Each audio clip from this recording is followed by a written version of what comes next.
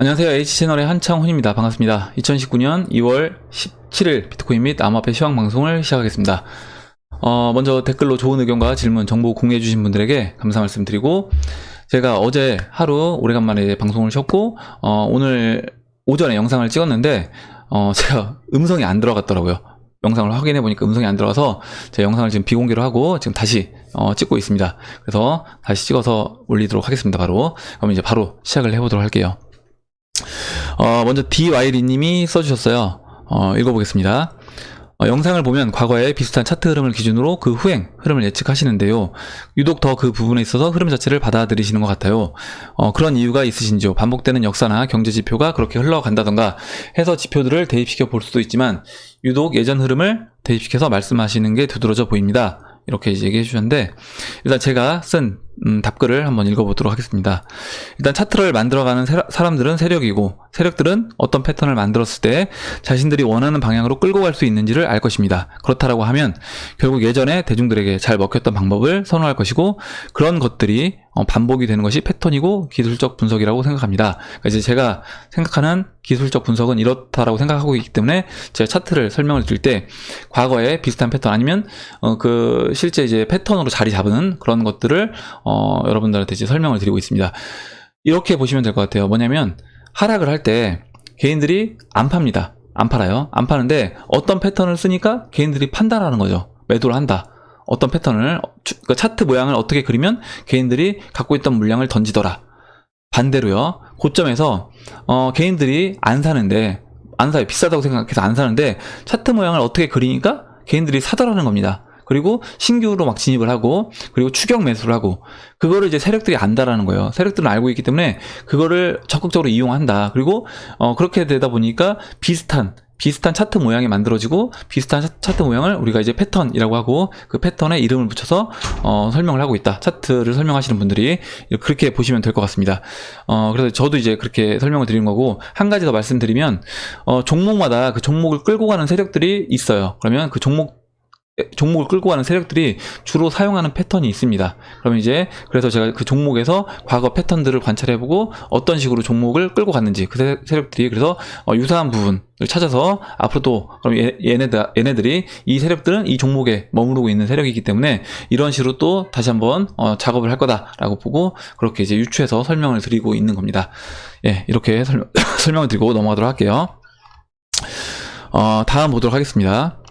다음에 이제 송기봉님이 중국이 IMF로 금융 개방이냐 프라자 합의냐 결정되는 마지막 관문인가요? 상당히 기대했던 날이 드디어 왔네요. 이렇게 해주셨는데, 이게 이제 이틀 전에 써주신 거예요. 그러니까 15일날 써주셨고, 그럼 15일이 무슨 일이 있었냐? 14, 15일날 그 미중 고위급 회담이 베이징에서 열렸습니다. 그래서 근데 이제 일단 합의는 되지 않고 일단은 워싱턴에서 다시 고위급 회담을 열기로 했고, 그 다음에 이제 그 트럼프가 뭐라고 얘기를 했냐면, 뉴스를 이제 설명드리면, 미중 무역 전쟁 해소 접점 찾았나? 트럼프도 실질적 합의에 접근했다. 이렇게 얘기를 했고, 보시면 다음 달 1일로 다가온 중국과의 무역 전쟁 90일 휴전 시한을 연장할 가능성을 시사했다. 그리고 중국산 제품에 대한 관세율을 인상하지 않을 수도 있다는 뜻도 밝혔다. 추가 관세 부과 없이 미중 무역 협상을 이어갈 수 있다는 의사를 내비친 것이다. 무역 협상이 합의가 된 게 아니라 그냥 추가 관세 부과 없이 그냥 이 지금 무역 협상을 이어가겠다라는 겁니다. 그래서 어떤 합의가 도출된 건 아니에요. 그럼에도 불구하고 일단 합의가 도출되지 않았음에도 일단 긍정적으로 지금 합의가 이루어지고 있다라는 그 기대감에 일단 다우는 이틀 동안 상승을 했습니다. 다우는 이틀 동안 상승했는데, 우리가 이제 여기서 생각해 볼 부분이 있어요. 뭐냐면 이 지금 미중 무역 전쟁이 이게 제가 말씀드리는 90년 만에 오는 경제 대공황의 어떤 본질적인 원인인가 라고 하면 그건 아니다라는 겁니다. 그 경제 대공황의 본질적인 원인은 이제까지 어떻게 보면 많이 풀린 그 달러, 그리고 그 2008년도 서브프라임을 극복하면서 양적 완화, 그리고 그런 부분, 그리고 이제 기업들의 실적 악화. 근데 그런 좀비 기업들을 돈을 풀어서 어거지로 끌어올린 그 시장에 지금 문제가 있는 거다. 그 시장이 이제 골마 터지고 있는 거다라는 부분이고, 이게 사실 해결되지 않았기 때문에 미중 무역 전쟁이 합의가 된다고 해서 이런 문제들이 갑자기 실적 안 좋던 그런 좀비 기업들이 되살아날 것이냐라고 저한테 물어본다라고 하면 저는 아니다라고 얘기할 수 있습니다. 그래서 이렇게 이제 정리를 하면 될 것 같아요. 뭐냐면 미중 무역 전쟁이 합의가 된다 라고 하면, 이런 그 경제 대공황으로 가는 그런 시기를 좀 더 뭐 늦추거나 아니면 그런 그 하락장이 온다고 하더라도 약간 뭐 좀 완충적인 그런 서서히 하락하는 이런 장이 연출될 수 있다. 좀 그렇게 보지도 않긴 하지만, 근데 미중 무역 전쟁이 합의가 이루어지지 않는다라고 하면 그때는 이게 오히려 경제 대공황을 빨리 촉발시키는 어떤 트리거로 작용될 것이다 라고 보시면 될 것 같습니다. 그래서 미중 무역 전쟁이 합의가 된다고 해서 근본적인 원인 해결은 없다, 이렇게 보시면 될 것 같아요. 그리고 이제 지금 어찌됐든 또 다음 달 1일로 또 연기가 됐기 때문에 계속 이 미중 무역 전쟁 관련돼서는 기사들을 모니터링 해볼 필요가 있겠다라고 이제 보시면 될 것 같습니다. 그러면 이렇게 하고 넘어가도록 하겠습니다. 다음 보도록 할게요. 다음에 이제 리님이 써주셨는데, 저는 이제 BK 20% 정도 남겨두고 비트코인 캐시 5,000달러 선에서 다 정리할 예정입니다. 10만 달러를 한번 기다려 보겠습니다. 이렇게 얘기해 주셨습니다. 그래서 제가 다음에 비트코인 캐시 이제 기간하고 한번 실제적으로 10만 달러 간다라고 하면 어느 정도 타이밍에 갈 수 있는지 한번 예측을 해보도록 하겠습니다. 해보도록 하고, 일단 제가 오늘 이 리리님 댓글을 이제 읽어드린 이유는 뭐냐면, 여러분들한테 이제 드릴 말씀이 있어서 그래요. 뭐냐면 우리가 이제 매도를 할 때 매도 계획을 실제 상승장이 시작돼서 막 그 각 종목들이 올라갈 때 그때 매도 계획을 세우시는 게 아니라 지금 하락장을 상황에서, 여러분들 포지션을 갖고 있는 상황에서 미리 지금 리리님이 하셨던 것처럼 미리 계획을 세워 놓으셔야 된다. 그리고 그 계획대로 진행하셔야 된다. 여기서 한 가지 제가 말씀을 드리면, 한번 여러분들이 머릿속으로 상상을 해보세요. 무슨 상상을 해보냐면, 한번 제가 지금부터 말씀을 드릴게요. 만약에 비트코인 캐시가, 여러분들 비트코인 캐시를 들고 있다고 가정하고요, 4,700달러까지 온 상태에서 다시 폭락을 했습니다. 그래서 지금같이 한 뭐 150%까지 빠졌어요. 이렇게 했을 때 여러분들 후회가 없으실 건지 한번 생각을 해보시고, 난 그래도 후회 안 한다, 나 5,000달러에서 팔 생각했기 때문에 후회 안 한다라고 하신다라고 하면 그대로 하시면 되는 겁니다. 근데 한번 그렇게 상상을 해보시고 그게 이제 후회가 될 것 같다라고 하면 여러분들 지금 매도 계획을 좀 수정하셔야 되는 거예요. 그래서 그렇다라고 하면 좀 더 수정을 해서, 예를 들어서 난 그렇게 됐을 때 후회할 것 같다, 난 이 정도부터는 팔겠다라고 하면 수정을 하셔서, 예를 들어서 4,000달러에 뭐 20% 매도, 4,500달러에 또 20% 매도, 5,000달러에 20%, 5,500달러에 20% 이렇게 매도를 분할로 매도 계획을 세우셔라. 예, 그러면 조금 더 후회가 없는 거예요. 물론 초반에 좀 빨리 판 부분, 4,000달러에 판 부분들이 나중에 이제 올라갔을 때 그냥 5,000달러까지 기다릴 걸, 이렇게 하실 수 있지만, 대신 5,000달러가 터치를 못하고 빠졌을 때 4,000달러와 4,500달러의 판 물량이 있기 때문에 그 부분이 여러분들이 어떻게 보면 이제 보상을 받을 수 있는 부분이라고 생각하시면 될 것 같습니다. 그래서 일단은 지금 올라가지 않았지만 한번 머릿속으로 상상을 해보시고, 그렇게 이제 실제 됐을 때 내가 후회를 안 할 수 있는지, 그래서 한번 목표가를 여러분들 매도 계획을 수정할 필요가 있다, 한번 그렇게 생각을 해보시고요. 그리고 또 만약에 이제 거기서 지금 리리님 얘기하셨던 것처럼 그러니까 80%가 비트코인 캐시가 매도가 됐습니다. 5,000달러에 그냥 500만 원이라고 할게요. 5,000달러라고 할게요. 5,000달러에 만약에 리리님이 10개를 비트코인 캐시를 갖고 있다라고 하면 8개가 매도가 됐겠죠. 5,000달러에. 그러면 4만 달러입니다. 그리고 만약에 계속 날아갔습니다. 날아가도 좋아해야 된다는 거예요. 왜냐면 만약에 10만 달러까지 돼서 매도가 됐다라고 하면, 물론 5,000달러에 빨리 판 부분이 아쉬울 수 있는데, 실제로는 계산해보시면 10만 달러에 그 2개를 팔아도 그건 이제 20만 달러가 되는 겁니다. 그래서 그 부분에 대해서 추가적으로 올라가도 그냥 내가 긍정적으로 오히려 받아들일 수 있어야 된다. 그래서 초반에 8개 판 거 4만 달러, 그리고 또 나중에 10만 달러에 판 부분이 또 20만 달러가 되기 때문에 수익이 오히려 나중에 그 개수는 적게 팔았지만 그게 수익이 더 크죠. 그래서 그렇게 그런 부분에 대해서 좀 긍정적으로 이제 보실 필요가 있고, 여기서 제가 이제 한 가지 이제 오늘 말씀을 드리려고 하는 게 뭐냐면, 지금 최근에 소형 알트코인들이 이제 펌핑이 나오고 있어요. 이 부분을 이제 설명을 드릴 건데, 지금 보시면 온톨로지 가스라든가 뭐 스토리지, 버트코인, 뭐 가스 이렇게 올라가고 있고, 온톨로지 가스 같은 경우는 지금 3일 만에 15일부터 300원대에서 올라가기 시작해서 1,700원까지 올라갔습니다. 아마 이제 제 영상 보시는 분들 중에는 이거를 이제 중간에 못 참고 이제 들어가신 분은 없을 거라고 보는데, 여러분들 제가 항상 말씀드리는 거지만, 이렇게 급등하는 종목들을 되도록이면 따라 들어가시면 안 돼요. 내가 트레이딩에 자신 있으면 따라 들어가도 되지만, 그렇지 않다라고 하면 들어가지 마시라는 겁니다. 근데 이런 거예요. 내가 이거를 호가창을 보고 있으면 들어가게 되는 거예요. 뭐냐면 처음에 이제 300원대 500원대 봤습니다. 근데 안 샀어요. 아, 이거는 뭐 H채널이 사지 말라고 했으니까 안 산다 했는데 700원 올라갔어요. 아, 아까 500원에 샀어야 되나? 1000원 넘어갑니다. 그러면 그때 참지 못하고 사는 겁니다. 근데 돈은 없잖아요. 돈 없으니까 어떻게 돼요? 갖고 있던 비트코인이라든가 갖고 있던 리플, 갖고 있던 이더리움을 매도해서, 안 가고 있는 대형주를 매도해서 1000원에 사는 거죠. 1000원에 사고, 오히려 이제 1000원에 샀으면 그나마 다행인데 못 참고 뭐 1200원, 1500원에 사시는 분도 있다라고 하면 분명히 있습니다. 왜냐면 이때도 이제 매매가 됐기 때문에 당연히 누군가는 1500원, 1700원에 산 거예요. 이 지금 온톨로지 가스를. 그러면 누군가는 지금 여기 물려 있는 거죠. 물려 있는 겁니다. 근데 그렇게 하면 지금 사실 하루 만에 손해가 거의 뭐 50% 넘는 지금 손해를 볼 수 있는 거예요. 그러면 비트코인 개수가, 뭐 비트코인을 팔아서 했다라고 하면 비트코인 개수가 반토막이 날 수 있는 겁니다. 그래서 그 부분에서 여러분들 올라가는, 급등하는 애들은 만약에 여러분들이 갖고 있지 않다라고 하면 그냥 쳐다보지 않거나, 트레이딩 자신 없으시면 쳐다보지 마시고, 만약에 내가 갖고 있다라고 하면 이제 어떻게 할 건지, 갖고 있는 분들은 저 같은 경우 제가 어떻게 하는지 말씀을 드릴게요. 뭐 이렇게 꼭 따라 하셔라 이건 아니고요. 제가 하는 방법을 그냥 설명을 드리고, 이게 괜찮아 보인다라고 하시면 여러분들도 선택해서 하시면 되는 겁니다. 일단 저 같은 경우는 어떻게 하냐면, 일단 제 포트폴리오에 있는 종목 중에 만약에 온톨로지 가스가 있다라고 예를 들면, 온톨로지 가스가 올라올 때 어느 정도 제가 차트를 보고, 아, 이 정도면 비싸다. 예를 들어 최소 뭐 단기간에 지금 50% 이상 급등을 했다라고 하면 분할로 매도를 합니다. 제가 만약에 온톨로지 가스를 100을 갖고 있다라고 하면 반은 털어내요. 반은 예를 들어서 반은 뭐 700원에서 700원, 1000원, 뭐 1200원 이렇게 분할로 매도를 합니다. 매도를 해요. 매도를 하고 차트를 참고하기도 합니다. 차트 참고하기도 하고, 아니면 그냥 분할로 가격대로 제가 매도를 합니다.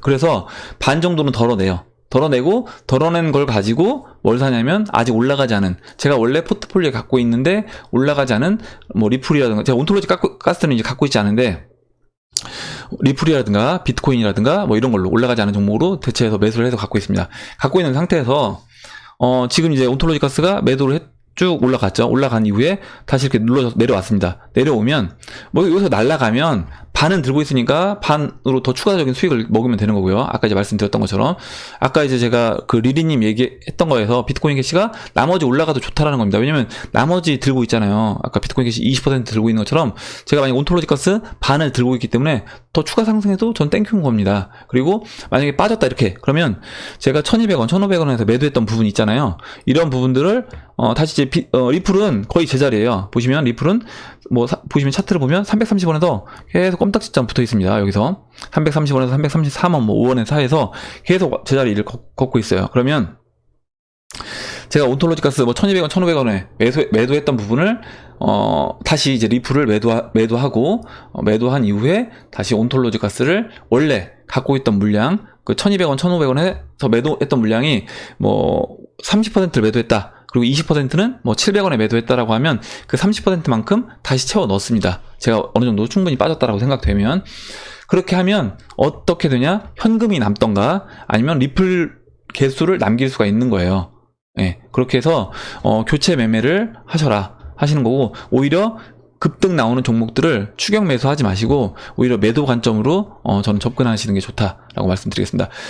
지금 보시면 이렇게 소형 알트코인들만, 그 좀 무거운 종목들, 시총 높은 애들은 안 올라가고 소형 알트코인들만 지금 펌핑이 나오고 있는데, 이게 결과적으로 이제 개인들이 갖고 있는 대형 코인들 있잖아요. 비트코인이라든가 리플이라든가 이더리움, 이런 것도 개인들이 털어낼 만큼 털어냈습니다. 근데 세력들이 봤을 때 안 털어내요. 차트를 어떻게 보면 굉장히 최악으로 만들어 놨는데도 개인들이 안 털려요. 어떻게 되겠어요? 그러면 꼬시는 거죠. 이제 어떻게 꼬시냐? 야 너 이거 살래? 지금 이거 올릴 거야 앞으로. 그래서 뭐 예를 들어서 온톨로지 가스를 올립니다. 이래도 안 사? 이래도 안 사? 계속 올려요.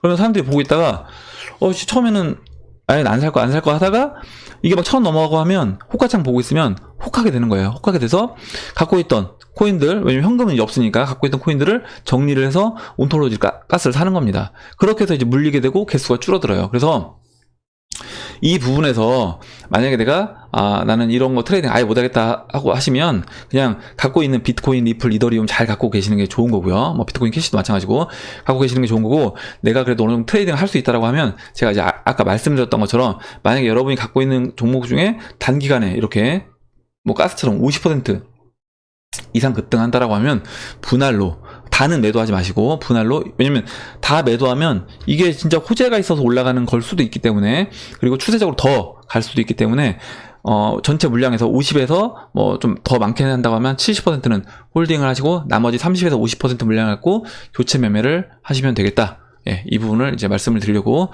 얘기를 꺼냈습니다. 그래서 이제 한번 정리를 해드리면, 매도 계획을 하락장에 미리 세워 놓으셔라. 매도 계획을. 그리고 그 계획을 변경하지 마셔라. 특별한 개인적인 사유가 없다라고 하면 변경하지 마셔라. 그리고 지금 소형주 마찬가지로 이제 급등이 나오는 종목들, 급등 50% 이상 급등 나오는 종목들 추격 매수하지 마시고 오히려 매도 관점으로 접근하시고, 반 정도는 내가 여기서 덜어낸다 라고 생각한 이후에 아직 올라가지 않은 좋은 종목들, 비트코인, 뭐 리플, 이더리움, 뭐 비트코인 캐시, 이런 대형 알트코인들로 편입을 해 놓으셔라. 해 놓으셨다가 다시 제자리 온다거나 충분히 다시 빠진다라고 하면 그때 교체 매매를 해서 오히려 이제 리플 개수를 늘리거나, 아니면 현금을 확보하시거나, 아니면 원래 갖고 있던 가스를 늘리거나, 온톨로지 가스 개수를 늘리거나, 이런 식으로 이용하시면 도움이 될 것 같습니다. 제가 이제 하고 있는 방법을 설명드린 거예요. 예, 다음 설명드리도록 하겠습니다. 예. 그리고 다음에 지금 다음은 야옹님이 써주신 내용인데요. 지난번에 이제 와사비님이 비트코인 원가 모델을 얘기를 해주셨잖아요. 그래서 일단 와사비님이 얘기했던 그 목적, 그러니까 그 정보를 주신 목적은 뭐였냐면 이거였습니다. 비트코인 그 채굴 원가가 이 정도다.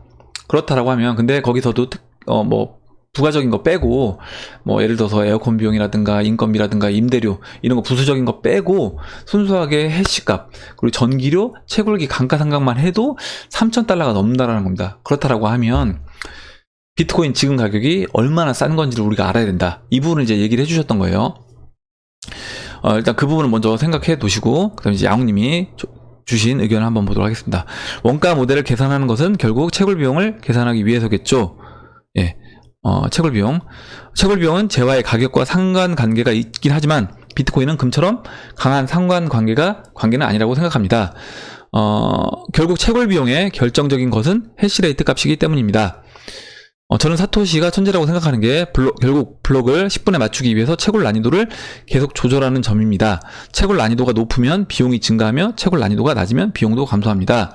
이렇게 얘기해 주셨는데, 일단 제가 여기 다 내용을 읽진 않고 지금 그 야옹님이 얘기한 부분만 제가 좀 정리를 해서 한번 말씀을 드려보면, 지금 이거예요. 그러니까 그 해시레이트 값이 채굴 비용의 결정적인 요인을 작용한다. 해시레이트 값이. 근데 그 난이도라는 게 뭐냐? 난이도가 올라가면 비용이 증가한다라는 겁니다.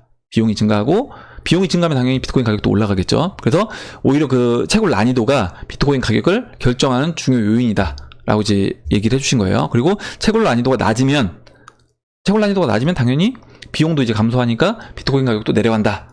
그래서 이렇게 채굴 난이도가 낮아지게 되면 당연히 그 가격에 맞춰서 또 채굴하려는 사람들은 나올 수밖에 없다. 이렇게 얘기를 해주신 겁니다. 근데 일단은 저는 그래서 이 부분에서 제가 이제 말씀드리고 싶은 제 의견은 뭐냐면, 뭐 닭이 먼저냐 달걀이 먼저냐 일 수도 있어요. 그러니까 비트코인 가격이 우선이냐, 가격이 그 해시값을 결정하느냐, 해시값이 가격을 결정하느냐. 저는 이게 뭐 어느 게 뭐를 결정한다 이게 아니라 둘 다 상호작용을 하고 있다라고 보시면 될 것 같습니다. 왜 그러냐면 이렇게 보시면 될 것 같아요. 그러니까 지금 야옹님이 써주신 내용에서 채굴 난이도가 높으면 비용이 증가한다고 했잖아요. 비용이 증가했다는 얘기는 비용이 당연히 증가했으니까 비트코인 가격도 올라가는 겁니다. 그러면 반대로 한번 생각해 볼게요. 비트코인 가격이 올라가면 어때요? 사람들이 충분히 내가 이 가격에도, 저 같은 사람도 원래 채굴에 대해 관심이 없던 사람도 이 비트코인이 2만 달러 되면 나도 한번 집에서 채굴 한번 해볼까? 이런 생각을 할 수 있다라는 겁니다. 그럼 당연히 경쟁 상대가 많아지니까 채굴 난이도 값 올라가겠죠. 그래서 이 채굴 난이도가 높으면 비용이 증가한다. 비트코인 가격이 올라간다. 이거는 비트코인 가격이 올라가면 채굴 난이도가 올라간다. 그러니까 비트코인 가격이 올라가면 난이도가 올라간다. 이것도 같은 얘기다 라고 이제 보시면 되는 겁니다. 그리고 이렇게 또 보셔도 돼요. 뭐냐면 지금 좀 제가 어렵게 설명하는 걸 수도 있는데, 한번 제가 여러분들 중학교 1학년 때 그 수학 처음에 배우는 거 기억나실 거예요. 명제에서 그 명제 에 대해서 배웁니다. 우리가 수리 논리학이라고 해서 좀 갑자기 제가 수학 얘기하니까 싫어하시는 분들도 있을 수 있는데 짧게 설명드릴게요. 명제가 참이면 대우도 참입니다. 명제가 참이면 대우도 참이에요. 대우란 뭐냐? 명제가 예를 들어서 A이면 B이다 라고 하면 그 대우는 뭐냐면 B가 아니면 A도 아니다라는 겁니다. 그러면 A이면 B이다가 참이라고 하면 그거의 대우인 B가 아니면 A가 아니다도 참인 겁니다. 그래서 지금 야옹님이 얘기하신 채굴 난이도가 높으면 비트코인 가격이 올라간다 라는 거. 그럼 비트코인 가격이 내려가면 채굴 난이도도 내려간다. 그래서 비트코인 가격이 채굴 난이도에 영향을 줄 수 있다는 겁니다. 그리고 반대로 이것도 마찬가지로 이 채굴 난이도가 낮으면 비용이 감소한다의 대우인 비트코인 가격이 올라가면 채굴 난이도도 올라간다. 이것도 참인 거다. 그래서 이게 뭐가 맞고 뭐가 틀리다 이렇게 얘기할 수는 없는 거다. 저는 그렇게 보고 있습니다. 그래서 둘 다 맞는 얘기다. 그러니까 비트코인 그 해시 레이트 값과 그 비트코인 가격 둘 다 서로 영향을 준다라고 보시면 될 것 같습니다. 제가 야옹님이 이제 얘기하신 내용을 일단 제 생각을 곁들여서 이제 설명을 드려봤고요. 마지막으로 이제 야옹님이 그 쓰신 내용을 한번 읽어보고 정리를 하겠습니다. 제 개인적인 생각은 원가 모델은 중요하지 않습니다. 장기적으로 비트코인 가격과 채굴 비용은 맞춰지기 때문에 이제 서로 상호작용을 하면서 맞춰진다 이렇게 보시면 될 것 같아요. 언론에서 채굴장이 망한다는 퍼드는 채굴 난이도 조정 기능이 있기 때문에 매우 단기적인 것일 뿐입니다. 지금은 400만원 수준이나 채굴기로 채굴하고 있지만 비트코인이 10만원까지 폭락해도 사람들은 GPU로 비트코인을 채굴할 것이며 1000원까지 폭락하면 사람들은 CPU로 채굴을 이어가면서 결국 채굴은 계속되며 비트코인 가격과 맞춰질 것입니다. 이렇게 이제 얘기를 해주셨어요. 그래서 근데 이제 이거예요. 가격도 어찌됐든 이 비트코인 그 해시 값에 영향을 주는 거고, 그 가격은 또 누가 결정할 수 있느냐? 가격은 그 세력이 결정할 수 있는 겁니다. 그래서 그 세력이 비트코인 가격을 어느 정도 결정한다라고 하면 그 부분에 있어서 해시 값도 그거에 영향을 받을 수밖에 없다. 이렇게 이제 생각하시면 될 것 같고, 이제 와사비님이 마지막에 좀 좋은 내용을 써주셔서 다른 분들도 뭐 야옹님이라든가 CJ님, 뭐 마법천사님, 에릭님도 좋은 내용을 써주셨는데 그 와사비님이 좀 정리를 한번 해주셨어요. 그래서 진짜 제가 봤을 때도 이게 중요한 내용일 것 같아서 이 부분을 한번 제가 꼭 읽어드리고 싶어서 읽어드리도록 하겠습니다. 비트 네트워크의 생태계 안정성, 이 한 가지 일을 위해서 채굴에만 하루 350만 달러의 전기료가 들어가고 280만 개의 슈퍼컴퓨터 채굴기가 돌아갑니다.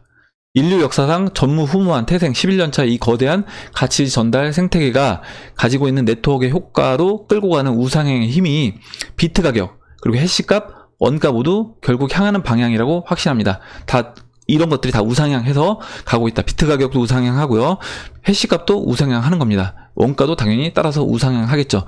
그렇다라고 하면 우리는 이 부분에 대해서, 그러니까 비트코인 가격이 올라가는 부분에 대해서는 우리가 논리적으로 생각을 해보면 이거에 대해서 확신할 수 있는 거예요. 근데 여기서 이제 와사비님이 되게 좋은 얘기를 해주셨는데, 그 끝에 갈 때까지 내가 인내할 수 있는가, 그것만 걱정되네요. 얘기를 해주셨고, 저도 마찬가지입니다. 뭐냐면 비트코인이 저도 10억 원 갈 것 같아요.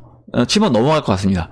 그 부분에 대해서 저도 어느 정도 확신하고 있습니다. 근데 제가 그 전에 뭐 1억 원 넘어가고 2억 원 넘어가고 4억 원 넘어간다라고 하면 제가 갖고 있는 물량에서 어느 정도 상당량의 물량을 털리지 않을까. 저도 이제 그게 오히려 걱정이 되는 거죠. 그러니까 제가 만약에 100을 비트코인을 갖고 있다라고 하면 그 100에서 실제 만약에 비트코인이 10억 원이 가면 제가 그때 몇 개나 들고 있을까? 비트코인을 몇 퍼센트를 들고 있을까? 10%는 들고 있을까? 이런 염려가 되는 거지. 비트코인 가격이 그 올라가는 거에 대해서 걱정을 하지 않는다라는 겁니다. 오히려 제가 그 부분에서 그 전에 오히려 제가 심리적으로 이거를 못 견뎌서 털리지 않을까, 그렇게 생각하는 거예요. 그래서 굉장히 이제 좋은 얘기를 해주셨고, 저도 이제 이렇게 생각하고 있습니다. 예, 지금 너무 공감이 됐기 때문에 이 부분에서 여러분들하고 한번 같이 또 와사비님이 써주신 내용을 한번 읽어보는 게 필요할 것 같아서 얘기를 드렸습니다. 예, 그리고 다음 보도록 할게요. 다음은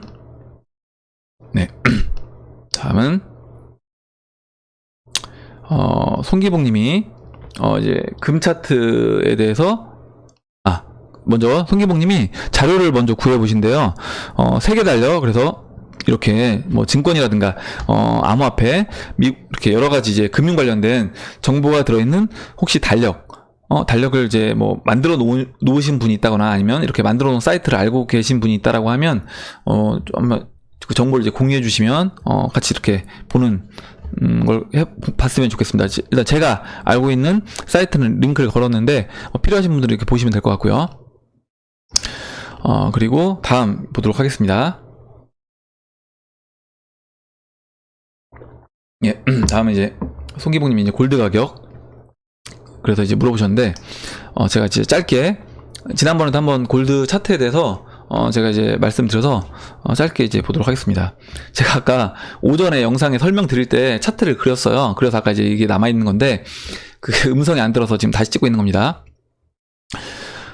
일단 지금 금 차트 주봉이고요. 로그가 적용이 됐습니다. 보시면 이렇게 제가 초록색으로 추세선을 그려봤어요. 그려보면 지금 일단 이 금 차트가 이 추세선, 초록색 추세선을 현재 넘지는 못했습니다. 그리고 제가 지금 고점을 보고 있는 이 자리, 이론수당 1370달러 자리를 넘지 못했기 때문에 일단 이 초록색 추세선을 먼저 넘어가지고, 그리고 그 이후에 이 1370달러를 넘어가 줘야지 저는 이제 금 차트가 완전 우상향하지 않을까라고 보고 있습니다. 아직까지는 저항이 좀 강한 저항이 있기 때문에 좀 더 저는 지켜봐야 된다. 좀 더 지켜봐야 될 필요가 있다라고 보고 있습니다. 그래서 물론 어느 정도 일정 부분은 포트폴리오에 담아둘 필요는 있어요. 담아둘 필요는 있는데, 금이라든가 만약 실물 금을 산다거나 실물 뭐 은화를 산다거나 한다라고 하면 이게 이제 교환에 좀 어려움이 있습니다. 뭐 암호화폐라든가 주식이라든가 뭐 ETF 상품 같은 경우는 즉각적으로 내가 매도를 할 수 있습니다. 금 ETF, 뭐 은 ETF 이런 거는 즉각적으로 매매를 할 수 있는데, 실물을 갖고 있으면 이걸 또 처분하는 것도 쉽지 않기 때문에 좀 어느 정도 확실한 타이밍에 좀 들어갈 필요가 있다. 그래서 일정 부분만 사놓으시고 나중에 이제 추가적으로 상승했을 때 확실하게 자리가 이제 상승으로 돌파된다라고 볼 때 그때 들어가셔도 된다. 이제 말씀을 드리고, 지금 차트상 움직임은 저는 이제 이렇게 흘러갈 거라고 이제 보고 있어요. 뭐냐면 여기서 이제 맞고 떨어지거나 아니면 맞고 떨어지지 않는다라고 하면 지금 여기서 돌파를 하게 되면 이런 흐름을 예상해 보고 있습니다. 여기서 일단 지금 크게 흐름을 보면 이렇게 약간의 어떤 역회된 숄더 모습으로요.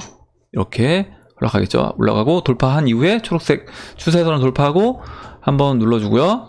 돌파하고 다시 한번 이 지금 1370달러까지 눌러주고 그 다음에 올라가는, 지금 이런 식으로요. 예. 이런 식으로 상승하는 모습을 보여주지 않을까, 이렇게 예상을 하고 있습니다. 물론 이제 여기서 지금 이 추세선을 맞고 떨어질 수도 있는 거예요. 이렇게 떨어질 수도 있는 거다. 예, 이렇게 보시면 될 것 같고, 그러면 내가 조금 일단 일정 부분만 포트에 넣어놓고 금이라든가 은을 여기서 추가적으로 넘어갔을 때, 그때 이제 아직 이 뭐 금이라든가 은에 투자 안 하신 분들이 있다라고 하면 그때 이제 매수하셔도 저는 괜찮을 것 같다라고 생각을 합니다.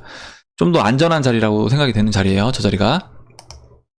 예, 그렇게 이제 설명드리고, 일단 마지막으로, 일단, 리플마니아님이 오늘 오전에 이제 그 구독자 1000명을 돌파하셨다고 해서 제가 축하 인사를 하긴 했는데, 다시 한번 축하드리고, 이렇게 또 제 영상에도 항상 이렇게 저도 또 이렇게 소개를 많이 해주셔서 저도 이렇게 감사하게 생각하고 있습니다.